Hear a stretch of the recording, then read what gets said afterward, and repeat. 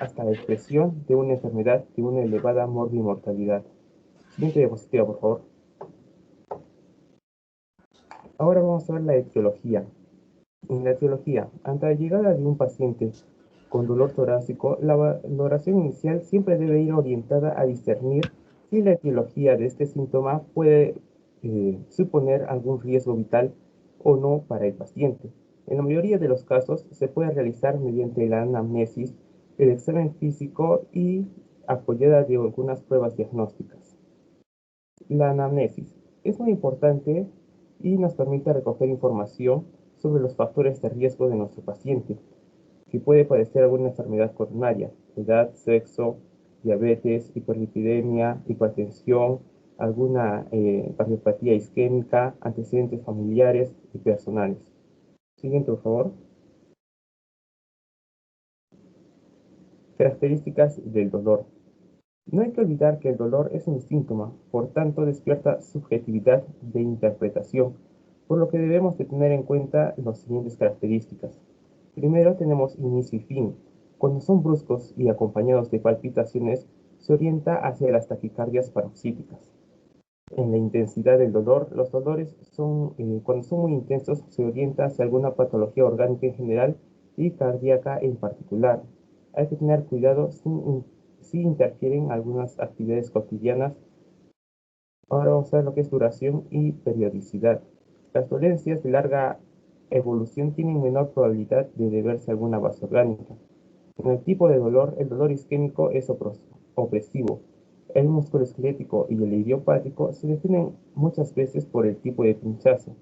Y la retroesternal quemante se asocia a una patología gástrica, gastroesofágica.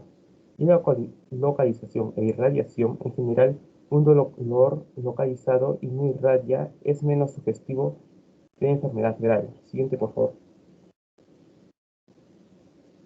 Exploración física. La determinación de los signos vitales nos puede proveer valiosas vistas sobre el significado clínico del dolor y puede, en algunos casos, nos ayudar al esclarecimiento de su origen. Por ello, se debe monitorizar la presión arterial, la frecuencia cardíaca, el número de respiraciones, la temperatura, el pulso y la presión. Un examen cardíaco complejo incluye la palpación y auscultación y debe ser realizado en una posición de cúbito dorsal, como se ve en la imagen, y de sentado, para obtener la presencia de frote pericárdico o de signos de insuficiencia aórtica aguda o estenosis. También es muy importante determinar si los sonidos respiratorios son simétricos y la presencia de roncos, sibilancias o alguna consolidación. La evaluación del abdomen debe realizarse con una especial atención en el cuadrante superior derecho, el hipocondrio derecho, epigastrio y aorta abdominal. Siguiente diapositiva, por favor. Los condicionantes del dolor. En relación con la ingesta, se orienta, como dije anteriormente, hacia alguna patología digestiva. Cuando la clínica se da única o preferentemente durante el ejercicio, hay que sospechar de alguna patología cardíaca, asma inducidos por el ejercicio. También se debe indagar sobre algunos posibles traumatismos o ejercicios intensos. Si hay síntomas acompañantes, su presencia hace que sea más probable la existencia de un sustrato orgánico. La fiebre y la disnea hacia una neumonía, el síncope y cortejo vegetativo hacia alguna cardiopatía. Siguiente diapositiva. En esta imagen podemos ver las causas del dolor torácico no cardíacas, las que podemos ver pulmonares, pleurales, digestivas, mediastínicas, osteomusculares, psicológicas y funcionales. En cada una de estas podemos ver algunas causas potencialmente mortales, como podemos ver en pulmonares el tromboembolismo pulmonar, la neumonía, en pleurales el neumotórax, en digestivas la rotura esofágica y en mediastínicas la mediastinitis aguda. Ahora voy a pasar a mi siguiente compañera para que continúe con la exposición.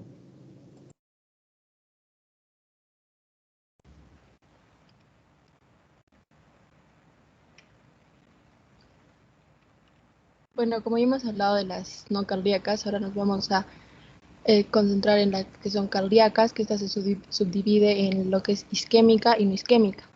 Empezando con la isquémica, vamos a dividir las anginas de pecho en una forma clínica de presentación y la otra por su duración. No sé si se nota la diapositiva. Bueno, empezando con las formas de clínica de presentación, empezamos a hablar de la angina de esfuerzo de Heberden. Esta es la más típica ya que se origina por un esfuerzo. Y puede ser, por ejemplo, al caminar aparece el dolor y también se subdivide en una angina al despertar, que como bien se dice, no es a primeras horas de la mañana. Y luego la angina del primer esfuerzo, que podría ser un ejemplo ir al trabajo, perdón. Ahora, la angina de decúbito o de Baques inicia después de que se acostó y generalmente suele despertarlo. Ahora, esto se presenta junto con disnea y se puede aliviar cuando la persona se pone en posición sedente, como vemos en la imagen de la izquierda. Ahora, esta angina se da porque hay un aumento del retorno venoso y de la volemia. En el de la volemia es dada casi siempre por lo que es la absorción de los edemas. Ahora, la angina de pecho también se confunde con la angina de decúbito, pero lo que hace la gran diferencia es que en la de reposo aparece en cualquier posición que esté el paciente. En esta angina de reposo aparece lo que es el accidente de placa, que estas son las placas ateramatosas y tienen más lesión endotelial de lo normal, que esta va a provocar hemorragias subintimales. Esto es por un abrupto aumento de grado de obstrucción debido a un proceso degenerativo acumulativo del corazón en sí. Y esto va a ocasionar que haya trombos y esto puede terminar en una oclusión completa. Ahora, esta angina de reposo se puede aliviar por lo que es nitratos, pero pues es muy inestable ya que puede volver a ocurrir durante el día. Y si esta dura más de 30 minutos y no tiene una respuesta a nitratos y los síntomas eh, concomitantes, quiere decir vómito, sudoración, son muy intensos, esta puede llegar a un infarto al miocardio. Y la última de esta forma clínica sería la angina variante, la paradójica o Prinzmetal. Ahora, esta, o también se le dice vasoespasmo, esta aparece en sueño, más que todo. No tiene mucha molestia, pero esta es causada por un espasmo coronario. Esto es por un aumento vasomotor normal de la arteria, y esto puede ocurrir en un corazón sano, en una obstrucción aterosclerosa o otro origen. Así también se ha demostrado en la mayoría de anginas que mientras más temperatura baja haya, va a haber más rápido un dolor, va a aparecer más rápido el dolor. Así, en la angina variante, el frío, la emoción intensa y la hiperventilación, que va a aparecer después una alcalosis respiratoria, estas son causadas por una enfermedad coronaria, ya que va a afectar al tronco arterial principal. Esta dura cesa durante 15 a 20 minutos después de iniciada y puede llegar a una oclusión de falla ventricular o arritmias cardíacas. Luego hablamos de otra clasificación según el número de duración e intensidad de la crisis, en la cual tenemos la angina estable y la angina inestable. Ahora, como en las dos tenemos las placas de ateroma, estas, como vemos en el lado derecho, la A es la estable, que no ocurre ningún problema, pero en la B sí, porque puede formar un trombo y hacer una oclusión total. Difícilmente se fragmentan, pero lo más riesgoso de esta es que se ocluya todo el vaso. Y así va a haber un desbalance en el aporte del oxígeno y ocurre lo que es el síndrome coronario agudo y tanto el crónico. El agudo, es la angina inestable y la crónica es la estable. Ahora, hablando de la estable, tiene que aparecer en los 2 últimos meses de la enfermedad, o sea, 2 meses anterior, se da por un esfuerzo o emoción fuerte, es una duración de 2 a 20 minutos y se alivia con reposo con nitratos. Esta se puede encontrar en 3 ubicaciones: el retroesternal, como vemos en la imagen de la derecha, precordial o en el epigastrio. Y este dolor tiene que ser constrictivo, es decir, opresivo, que sientes que algo te presiona, o urente, que es que quema o arde. Pero si el paciente nos indica que es un dolor punzante o sordo se refiere como si nos explicara que le dieron un puñete y queda dolorido, por eso. Esta se va a alejar de un origen isquémico y va a tener otro origen. Ahora, en la estable es muy frecuente que se irraye tanto la cara anterior del cuello, maxilar inferior, hombros y sobre todo el brazo izquierdo. Y en la estable es casi siempre una atención ambulatoria, pero en la inestable se maneja ya hospitalariamente. En la angina de estable tenemos subdivisiones como la angina de reciente comienzo o primera presentación. Tiene que aparecer un mes de evolución, o sea, el último mes. Aparece por esfuerzo y esta puede pasar ya sea a una angina estable o a una angina progresiva, que es la siguiente. Esta angina progresiva o fácilmente acelerada tiene que tener tres factores, que es aumento de las veces a la semana. Si antes era 1, ahora son 3 o 4. Intensidad, si antes era suave, ahora es intenso. O duración, si antes duraba 5 minutos, ahora dura 15. En este hay muchos síntomas concomitantes: sudoración, dolor, vómitos. Y esta progresiva puede ser lenta, que progresa en meses, no es tan grave, pero la otra puede ser agresiva, que también es por esfuerzo, y esta lleva de un 10 a 20% infartos en 24 meses. Luego, la angina post-infarto del miocardio, son 2. Después del infarto, los primeros 15 días se le denomina inmediata, y después de esa semana se le dice inmediata. Esta tiene una primera o segunda, y la primera generalmente es en reposo y no indica mucho, pero la segunda casi siempre indica una enfermedad coronaria. El síndrome coronario intermedio o isquemia aguda persistente es dolor ante un mínimo esfuerzo o incluso en reposo, y ocurre durante varias veces al día, en la mañana, tarde, noche, y es muy prolongado, más de 30 minutos. Esta sí se puede calmar con nitratos, y el porcentaje de pacientes tiene cambios cardiográficos, enzimáticos y centellográficos. Estos tenemos que verlos, ya que nos puede indicar una necrosis miocárdica. Ahora, puede tener ondas Q de necrosis, que es infarto no Q, o en otras un infarto transmural. Tienen varias clasificaciones la angina, pero esa es la más común. Gracias. Les paso con mi compañera. A ver, chicos, ¿saben qué? Céntrense en la parte semiológica. O sea, ya estamos hablando ya del infarto, angina. La idea de darles estos síntomas es que escudriñen todo lo que es las características del signo, del síntoma que les ha tocado desde el punto de vista semiológico.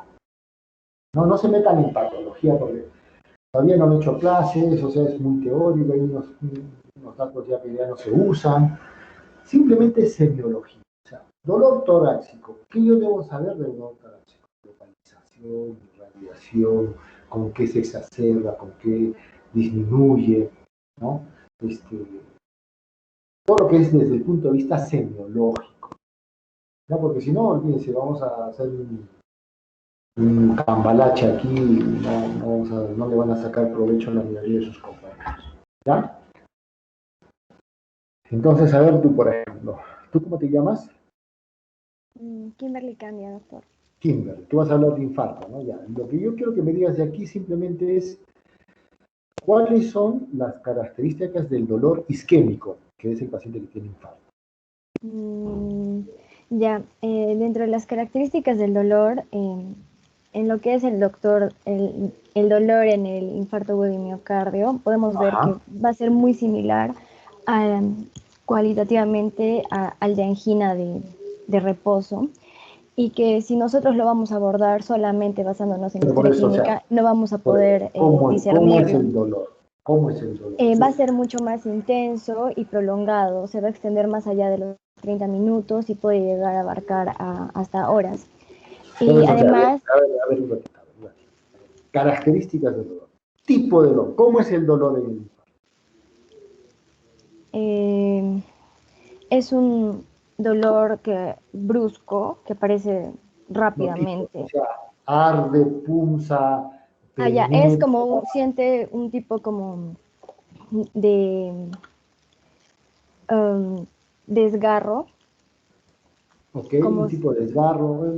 La apreciación más exacta es opresión, ¿no? O sea, el justamente, paciente que puedo tiene... pasar entonces a un cuadro que tengo. A ver, pasa el cuadro, a ver. Pasa la siguiente diapositiva, por favor. La siguiente diapositiva.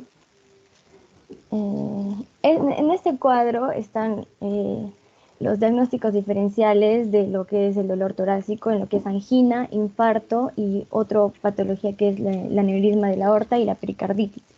Acá se puede ver el tipo de A ver, por ejemplo, en el infarto, ¿cuál es el tipo?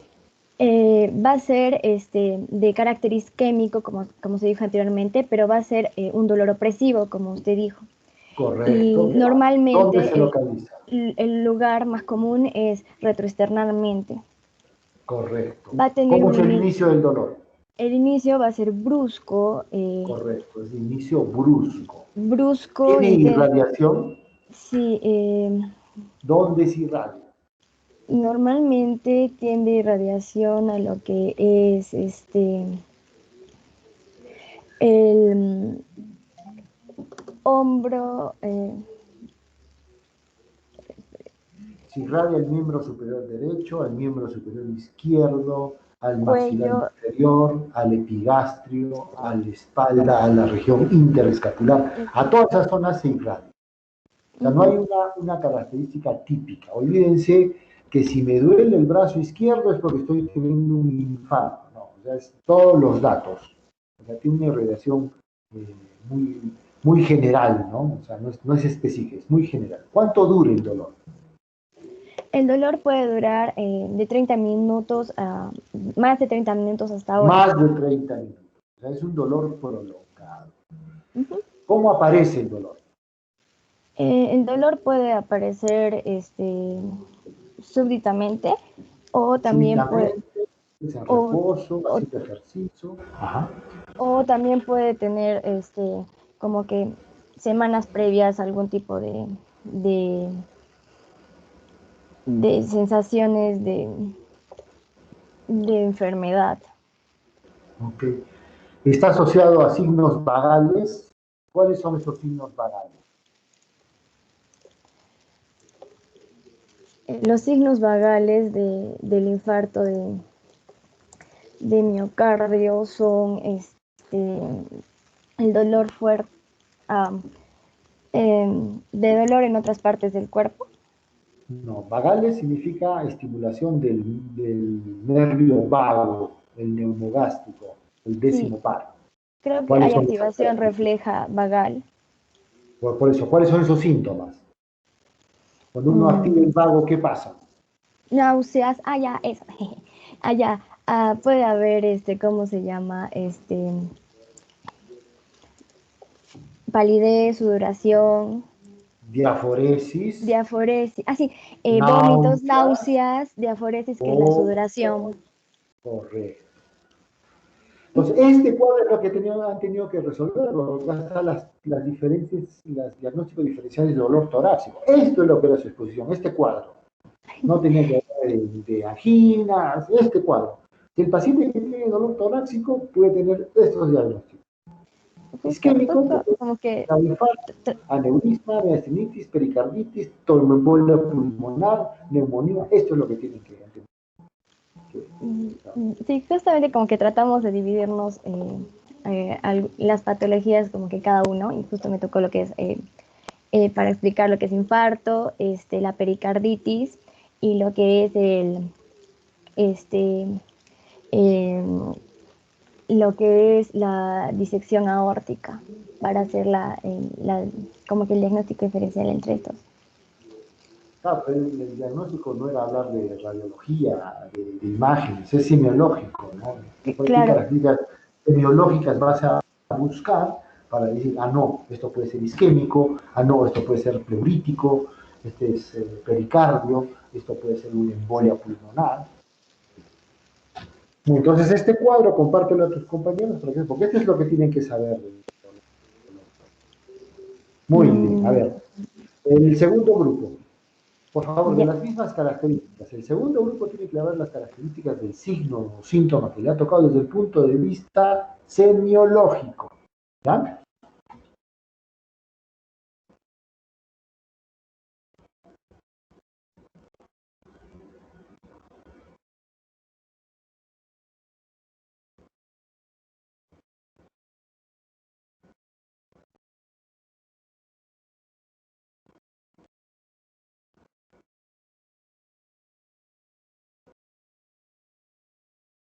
El segundo grupo.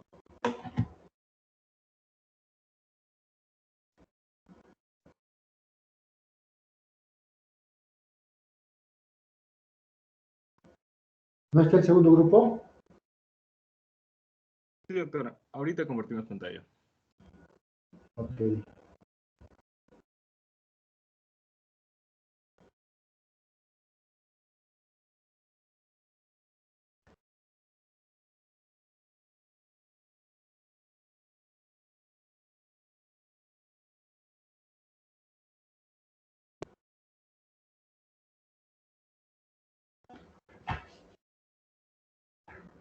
Ya, nosotros vamos a hablar de lo que es la cianosis. Siguiente diapositiva, A por ver, favor. preséntate. ¿Cómo te llamas? Madonna Fonseca Quisca. Ok, Madonna. Muy bien. Ya, el concepto de cianosis es que es un signo clínico que se caracteriza por la coloración azul, violácea o inclusive negruzca de la piel y mucosas. Todo esto se causa generalmente porque la hemoglobina reducida o desoxihemoglobina es mayor de 5 gramos por decilitro, pero algunas bibliografías dicen que es a partir de 4 a más. También porque los fragmentos de hemoglobina mayor es mayor en los capilares. Acá tenemos una fórmula que dice que la cianosis se relaciona directamente con la hemoglobina total e inversamente con el volumen máximo cardíaco por la saturación de oxígeno. Siguiente, por favor. Con esto podemos decir de que la cianosis nos va a detectar cuando haya una falla en el transporte de oxígeno. Entonces, en la curva de acá de disociación de la hemoglobina, tenemos de que cuando la presión parcial de oxígeno disminuye, la presión de CO2 va a aumentar. Entonces, el oxígeno va a ser como que mayor captado por los tejidos.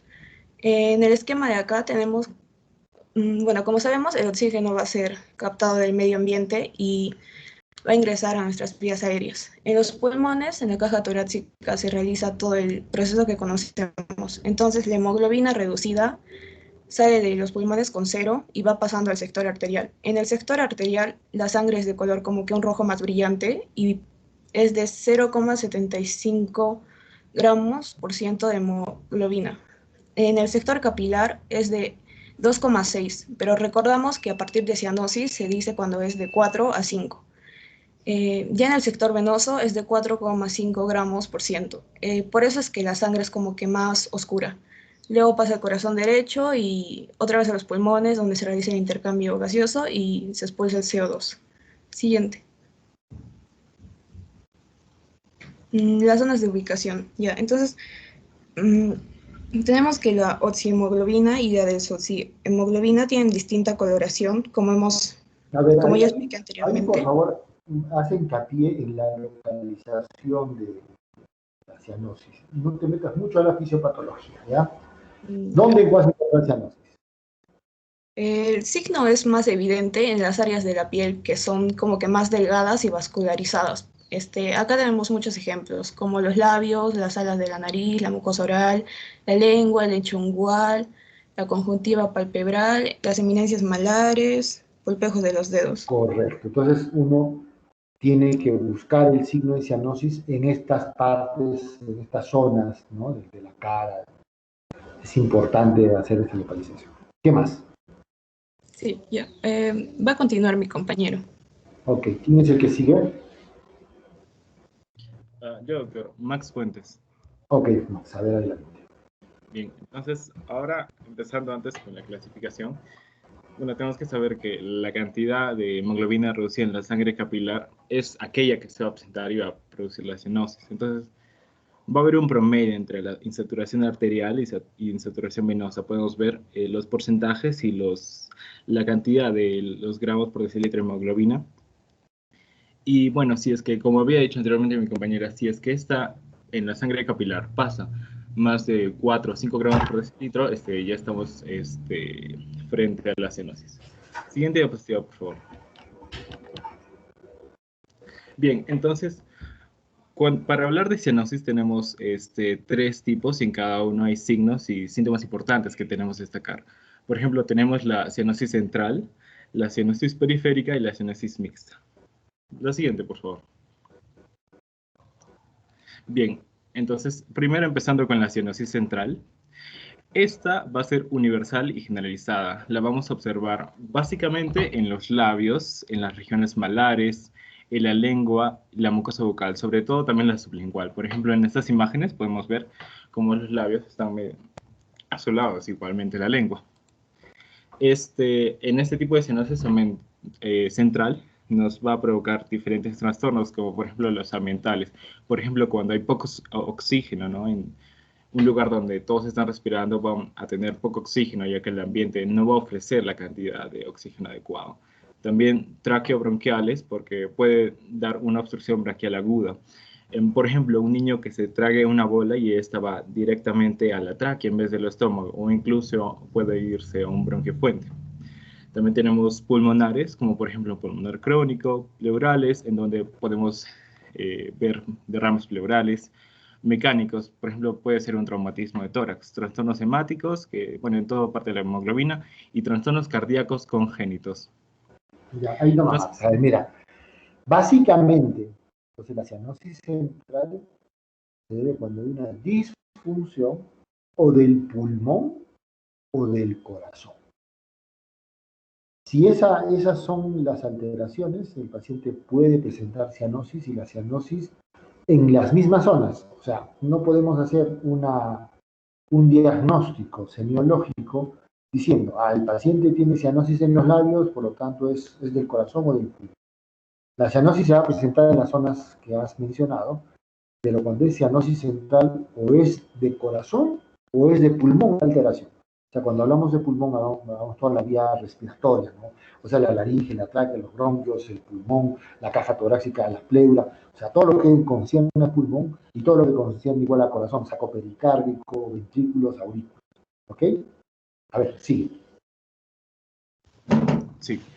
Bien, entonces, bueno, estos trastornos también pueden producir otras patologías como la neumonía en adulto. Nos puede dar, por ejemplo, un trastorno de homeostasis, ya que no se va a tomar bien el oxígeno y tampoco se puede exhalar perfectamente el dióxido de carbono. También puede causar una dificultad respiratoria del adulto, como por ejemplo puede esto derivarse a una fibrosis pulmonar posteriormente.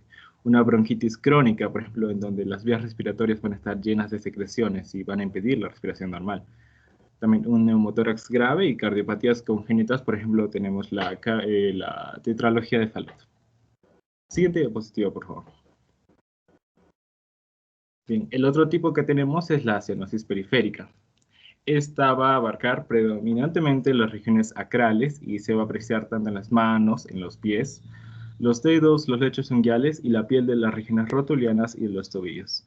A su vez, esta se va a subdividir en dos, una generalizada y otra que es localizada. Entonces, en cada una vamos a ver distintos signos. Por ejemplo, en la generalizada, lo principal que vamos a ver es la insuficiencia cardíaca, el shock cardiogénico, taponamiento cardíaco, policitemia o poliglobulia, que bueno, aquí hay demasiados glóbulos rojos que van a estancar el sistema arterial y van a provocar la cianosis, y también alteraciones de la hemoglobina.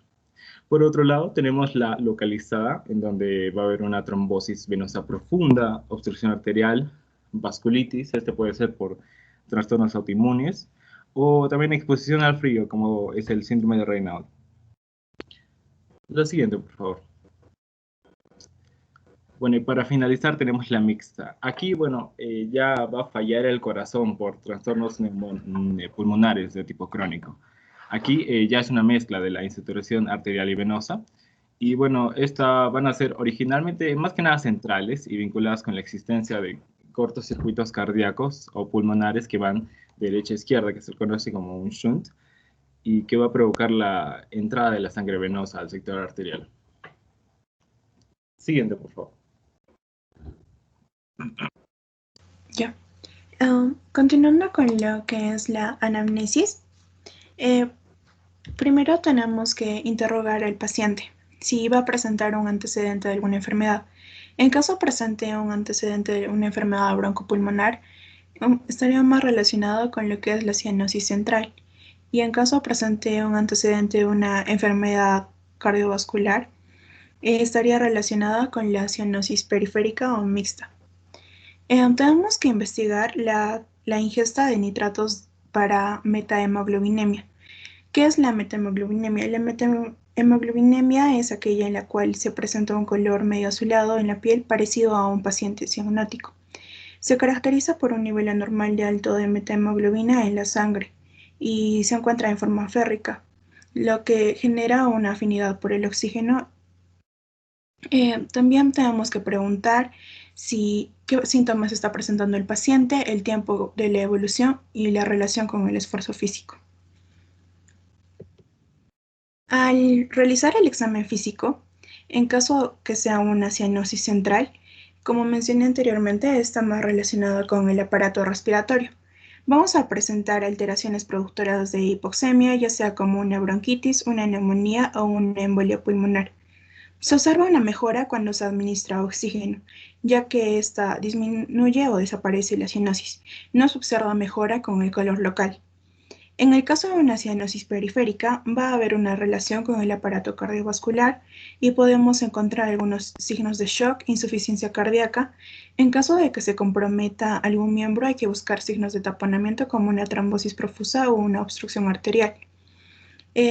Se observa una mejora con el calor local y se evidencia en las partes distales de los dedos de la palma o de los pies. La cianosis mixta, como mencionó mi compañero anteriormente, es una combinación de mecanismos centrales y periféricos. Por ejemplo, en el caso de que un paciente con bronquitis crónica severa que hizo EPOC llegue con cor pulmonar crónico, que descompensa el lado derecho del corazón, hace insuficiencia cardíaca derecha congestiva. En este caso, la bronquitis crónica causa la cianosis central y la insuficiencia cardíaca congestiva causaría la cianosis periférica. Al análisis semiológico tenemos que ver la localización, si esta va a ser generalizada o periférica. En caso se dé generalizada, se va a presentar más que todo en la piel y en las mucosas. Generalmente tenemos que revisar la parte sublingual. Si esta es periférica, se evidencia más lo que son las extremidades. Se va a poder observar los dedos de las palmas de las manos, un poco azulados y también de la planta de los pies, debido a la disminución del flujo sanguíneo por enfermedad vascular periférica.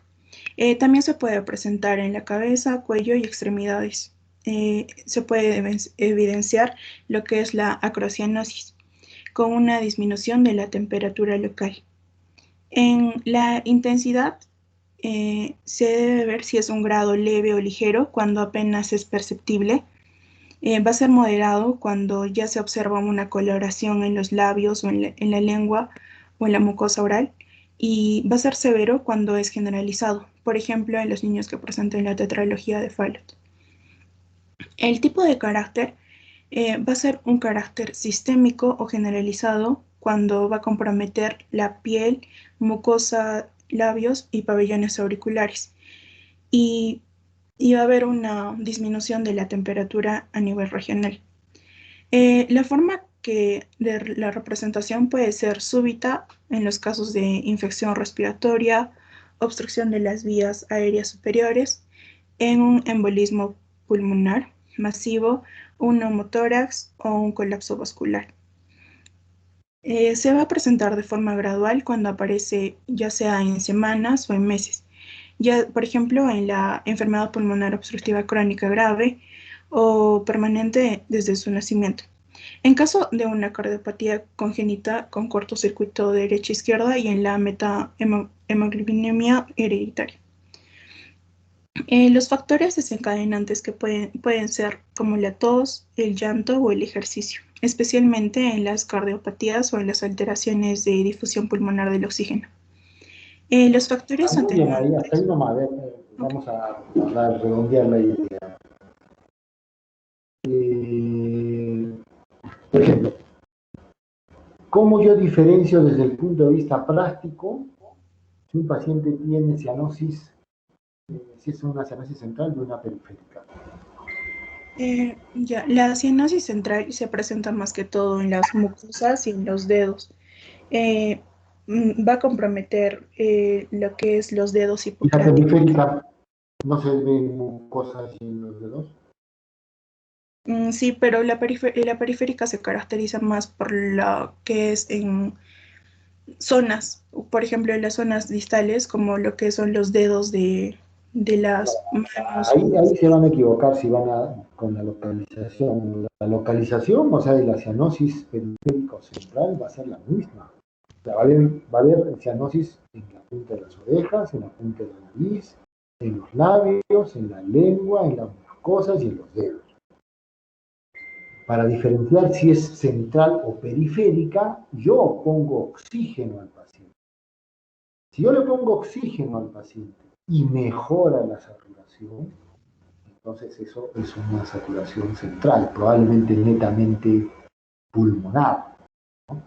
Pero si pongo oxígeno y la cianosis no mejora, probablemente esta cianosis sea periférica. Entonces, desde el punto de vista de la localización, no podemos determinar que ese paciente tiene una cianosis central o periférica. O sea, hay que ayudarnos de algunas características, ¿no? Si le pongo oxígeno al paciente, no mejora la cianosis, y le pongo el estetoscopio en el pecho y escucho un soplo, entonces puedo decir, no, este paciente tiene una cianosis mixta, porque probablemente tenga una cardiopatía congénita que condiciona la cianosis que tiene ahora el paciente. Entonces, También, sí, dime. también puede ser con el calor, ya que en la cianosis central por ejemplo, no hay ¿no? una Claro, mejora. si lo abrigas a un paciente y mejora la cianosis, esta cianosis es periférica, ¿no? Muy bien, está bien, o sea, no hay que ir tanto por las ramas porque si no, como les digo, vamos por cosas prácticas, estamos en semiología. A ver, el tercer grupo, muy bien, el tercer grupo.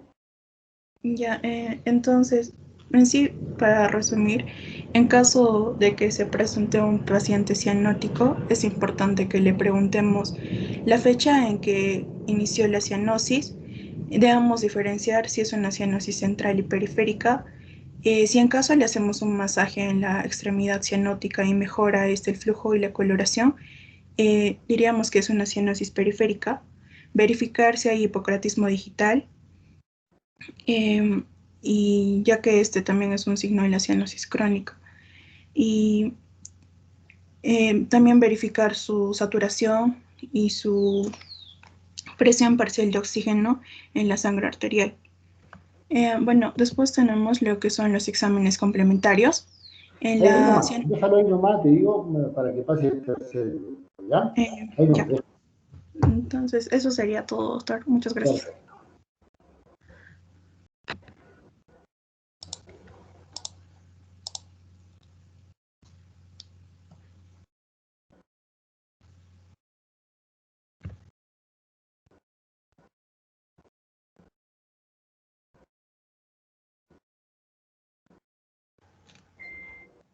Buenos días. Hoy vamos a hablar sobre la disnea y la ortopnea.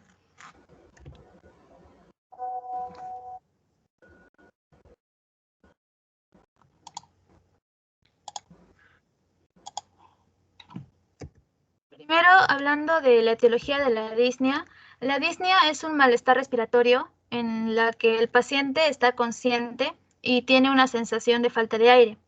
La causa, en resumen, de la disnea va a ser por un incremento del trabajo respiratorio que va a ser ocasionado por Estos 5 puntos de la derecha: desequilibrios de la ventilación-perfusión, limitación al flujo aéreo, receptores pulmonares, torácicos, quimiorreceptores, la utilización de la musculatura accesoria de las extremidades superiores y algunos factores psicológicos también. Ahora vamos a continuar con la clasificación de la disnea. Dentro de lo que es la clasificación según lo que es... A ver, preséntense por favor, porque no los conozco, no sé quién está hablando y tengo que poner notas. Mi compañera anterior fue Camila Mendoza. Ok, ¿y usted cómo se llama? Yo me llamo Cleider Mendoza. Cleider Mendoza, ok. Sí, pero todavía en la siguiente diapositiva mi compañera todavía va a explicar un poquito más del tema. Estamos viendo. Ok, es doctor. Entonces, en la clasificación, según venía lo que es de New York, se clasifica en 4 grados. La disnea, que mayormente hace referencia a grandes esfuerzos, que mayormente es cuando el paciente realiza como acciones como correr, subir varios pisos, hacer deporte, trabajo lo que es de intensidad, tal vez como el gimnasio. Entonces, de grado 2 ya viene a ser disneas a esfuerzos moderados. Esto ya más que todo, o conocido como disnea o dolor precordial, cuando ya va a realizar lo que son esfuerzos, pero ya como que cotidianos, lo comúnmente caminar, correr un breve trecho o subir un piso, ¿no? Lo que es en escalera. Y el grado 3 ya es un disnea a esfuerzos mínimos. Esto es ya cuando se realiza, son esfuerzos ligeros, como tal vez el higienizarse, vestirse, hablar, comer, lo que requiere de poco esfuerzo. Y el grado 4 es ya el que paciente ya presenta lo que es disnea, más que todo lo que es el reposo, lo que es más que todo que tiene que ver con pleno reposo físico y lo que es mental. Siguiente. Luego tenemos, según su categoría clínica, tenemos lo que es la disnea de esfuerzo y lo que es la disnea de reposo. Pero en la disnea de esfuerzo, aquí tomaremos cuando el paciente realiza lo que es, va a la redundancia, algún esfuerzo, y según la magnitud de es lo que se va a ver si son esfuerzos mayores que los habituales, a los moderados o los esfuerzos habituales y los pequeños esfuerzos. Y la siguiente diapositiva, por favor. Y la disnea de reposo, o llamada también la ortopnea, entonces es la que se presenta mayormente cuando el paciente se acuesta y mejora cuando se sienta. Entonces, la mejora con el uso del mayor aumento se va a dar por el mayor aumento de las almohadas. Entonces, se debe que durante el reposo que está en cama el paciente, aumenta lo que es el retorno venoso a las cavidades derechas. Entonces, de allí lo que es el ventrículo izquierdo, que está insuficiente, lo que hace es que incrementa la presión en el capilar pulmonar y el paciente como que se ahoga. Entonces, al levantar el tórax o sentarse, el retorno venoso disminuye y lo que se hace es que la disnea se alivia. Entonces, ni la ortopnea ni la disnea paroxística nocturna son más que todo patognomónicos de insuficiencia lo que es cardíaca, que se pueden presentar más que todo en otras patologías, como lo que es el asma bronquial, neumotórax, neumopatías, embolias. Siguiente. Antes de hablar de la anamnesis, además de la clasificación que dio mi compañero, la disnea también puede ser de 2 tipos. Hablamos de una disnea aguda, cuando su duración va de horas a días, y cuando la duración es mayor a 3 meses, hablamos de una disnea crónica. Ahora, en la parte de la anamnesis, podemos centrarnos en algunos pronombres interrogativos, como el cómo, que va a buscar describir la sintomatología del paciente. Podemos Camila, preguntar... A ver un ratito, Camila. ¿Solo los dos van a responder, tu compañero y tú? No, doctor. Una compañera va a exponer examen físico. Ok. A ver, ya, sigue. Ya. Cuando nos centramos en el cómo, para describir la sintomatología, podemos preguntar al paciente si, cuando él nos habla de una fatiga que siente, si se siente más cansado de lo normal o siente que le falta el aire, porque es importante diferenciar entre la astenia y la disnea. También podemos preguntarle si la falta de aire se produce al expirar o al inspirar, porque si es al expirar podríamos pensar en una obstrucción de vías inferiores. Y en la inspiración, si va acompañada de estridor, un ruido respiratorio, sospechamos de estenosis de vías altas. Cuando nos centramos en el cuándo, podemos conocer la instauración de la disnea en el tiempo. Es importante preguntarles si la dificultad que presenta se instauró repentinamente o si ocurrió en días o semanas o fue en meses o años.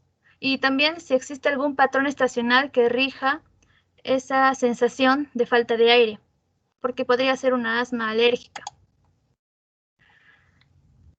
Algunas preguntas nos permiten también asociar la disnea con algunos otros síntomas, como podría ser la tos con expectoración, alguna secreción y sensación opresiva en el pecho. Esto nos podría indicar una patología pulmonar, que puede ser EPOC o crisis asmática. También la disnea acompañada de tos con expectoración, ortopnea, que es cuando la disnea se agrava cuando el paciente está echado, o una disnea paroxística nocturna, podemos pensar en una patología cardíaca, como el edema pulmonar cardiogénico. Y si el paciente presenta además hemoptisis, tos con expectoración, dolor pleurítico y fiebre, podemos hablar de un origen infeccioso, sospechar de neumonía o pleuritis. Y si la disnea se acompaña de hemoptisis, dolor torácico y el paciente está hemodinámicamente estable, podemos pensar en un embolismo pulmonar. Y si hay tos seca con dolor pleurítico homolateral, un neumotórax. La pregunta ¿dónde? Podemos conocer la localización en la que la disnea se agrava. Por ejemplo, una de las preguntas comunes que se le realiza al paciente es ¿cuántas almohadas utiliza para dormir? Porque con esto podemos pensar en una ortopnea. El paciente su disnea se agrava cuando está echado. Y esto puede ser origen de una insuficiencia cardíaca izquierda. Podemos preguntarle al paciente también qué tal duerme por las noches, si se despierta, y si él responde afirmativo, entonces podemos preguntarle si cuando él se despierta, se sienta en su cama y deja los pies colgando, si la sensación de disnea disminuye. Si es así, podemos estar frente a una disnea paroxística nocturna y pensar en una insuficiencia cardíaca izquierda. También el paciente puede presentar hinchazón en las piernas. Sería una disnea más edema distal, con origen de insuficiencia cardíaca derecha. Y si el paciente presenta, si la disnea se agrava cuando se acuesta de lado, podemos pensar en una tripopnea.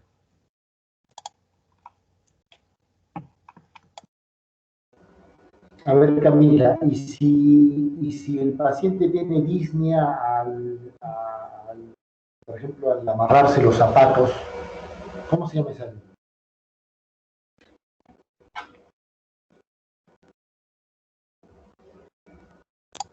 Disculpe, doctor, ¿puede repetir la pregunta? Sí, la disnea que tiene el paciente que se presenta cuando se amarran los zapatos, ¿cómo se llama?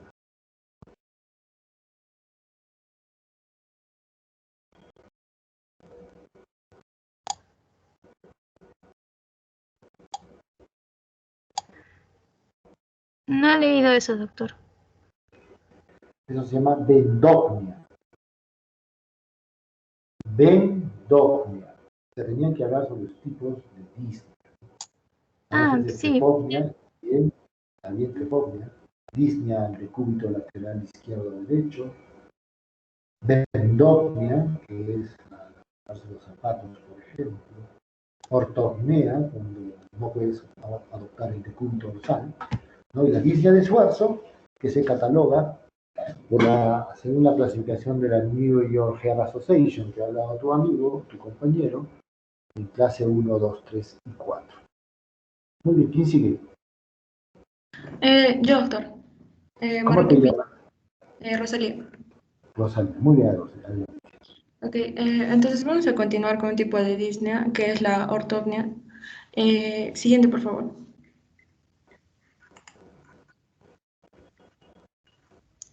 La ortopnea va a ser la dificultad para respirar al estar en posición de cúbito supino, y esta se va a aliviar al sentarse o al pararse. Lo que vamos a sentir es una sensación de falta de aire, y esta suele aparecer rápidamente después de acostarnos, y se va a diferenciar de la disnea paroxística nocturna, ya que, como dijimos, suele aparecer rápidamente después de acostarnos. En cambio, la otra aparece durante el sueño. Algunas de las causas, las causas comunes suele ser la insuficiencia cardíaca. Y esta, siguiente, por favor. ¿Cómo vamos a poder ver que se da este tipo de disnea? Porque vamos a ver en especial en cuanto a las preguntas, si es que aparece en relación con el reposo, si aparece con el reposo o si aparece con esfuerzo. También si, de acuerdo a la relación con la posición, si se acrecienta al acostarse, al sentarse, al pararse. En este caso es al acostarse. Y también con relación al sueño, ¿no? Por ejemplo, una de las preguntas comunes suele ser ¿cuántas almohadas utilizan al dormir? Ya que estos pacientes, para poder respirar, suelen ponerse almohadas o dormir sentados, ¿no? Y también es importante saber el tiempo después de estar en decúbito, o sea, cuánto tiempo después aparece, si aparece durante el sueño o aparece inmediatamente después de acostarse. Siguiente, por favor. La insuficiencia cardíaca izquierda es la causa más común para esta ortopnea, y ya que existe una evacuación defectuosa del ventrículo izquierdo que va a producir ensanchamiento en las venas pulmonares, y va a haber un aumento de la presión en los vasos sanguíneos del pulmón, lo cual va a causar este tipo de disnea. Siguiente, por favor. En cuanto a la clínica, podemos diferenciar si existe un tipo de insuficiencia cardíaca izquierda o derecha. En algunos síntomas, por ejemplo, tenemos en la insuficiencia cardíaca izquierda la fatiga, este tipo de disnea que es la ortopnea, y que es provocada por el acúmulo de líquido en los pulmones. También tos seca o sensación de asma al pasar unas horas acostado. También síntomas que se den al sentarse o al pararse, como dijimos. También la pérdida de masa muscular con el tiempo, apnea del sueño, edema pulmonar y piel pálida y en ocasiones azulada. En una insuficiencia cardíaca derecha, pues vamos a ver como síntoma inicial la fatiga, va a haber edema por acumulación de líquidos en pies, tobillos y progresivamente en las piernas y en el abdomen. También se podrá reconocer hepatomegalia, también pérdida del apetito con aumento del peso por la retención de hidrosalina, y también pérdida de masa muscular. Siguiente, por favor. En cuanto al examen físico de insuficiencia cardíaca, en este caso, en una insuficiencia cardíaca izquierda podemos ver de que se presenta la ortopnea en posición ortognática, en la cual el paciente tiene dificultad para respirar. También es importante ver la conciencia y el estado psíquico, ya que en casos de bajo débito puede haber compromiso de conciencia o tipo de obnubilación o somnolencia. También es importante revisar la constitución de estado nutritivo, la piel, la mucosa y las faneras.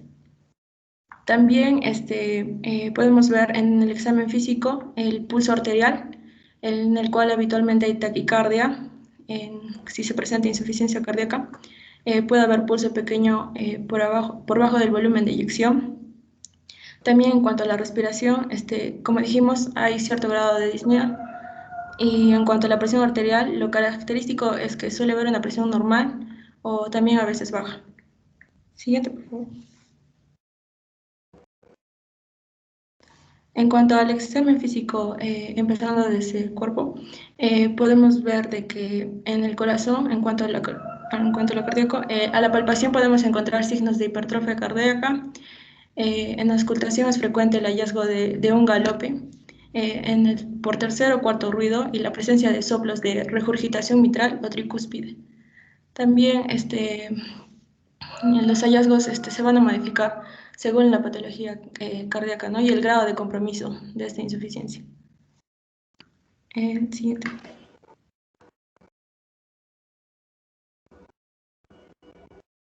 Eso es todo, doctor. Gracias. Muy bien.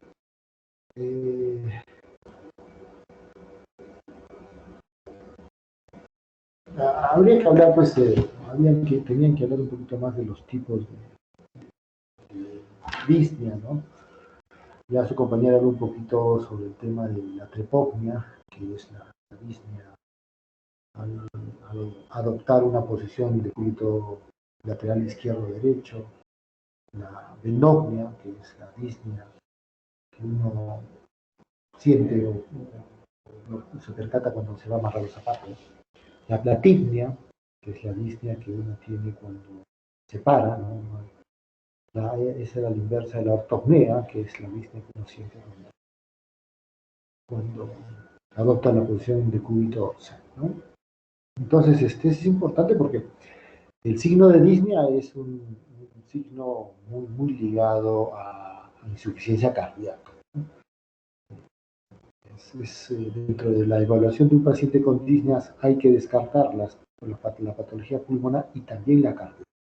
Pues ahí ya se echa mano a la semiología, cómo se presenta la disnea, si es progresiva. Si es un decurso progresivo, está más en relación a un tema de insuficiencia cardíaca, ¿no? Si es un tema más agudo, ¿no? De pronto, puede ser pulmonar, puede ser una embolia pulmonar también. O sea, es un tema de conocer los conceptos y de acuerdo a las características semiológicas de cada cuadro, tratar de buscar un diagnóstico adecuado, ¿no?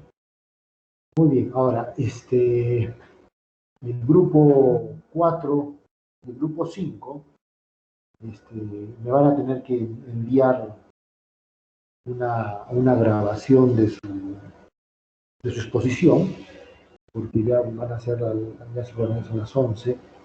Yo tengo una reunión en la gerencia y necesito pues tener su exposición para poder ponerles nota, ¿no? Entonces van a tener que grabarse en la exposición y se presenta a cada uno de los que falta, de los 6 que faltan, porque son 2 grupos, dice su nombre, hace la parte que le corresponde y yo voy a evaluar eso, ¿ya? ¿Tienen alguna pregunta, algún comentario, alguna duda?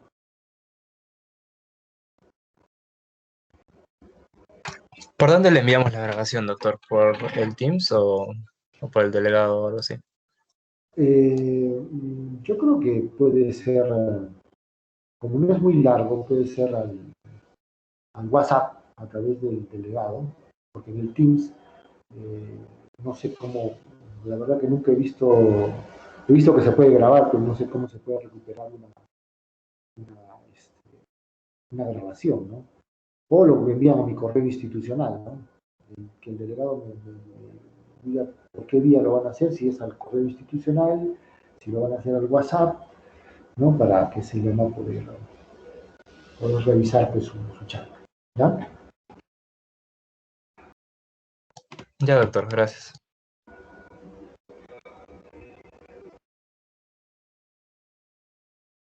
¿No hay ninguna pregunta?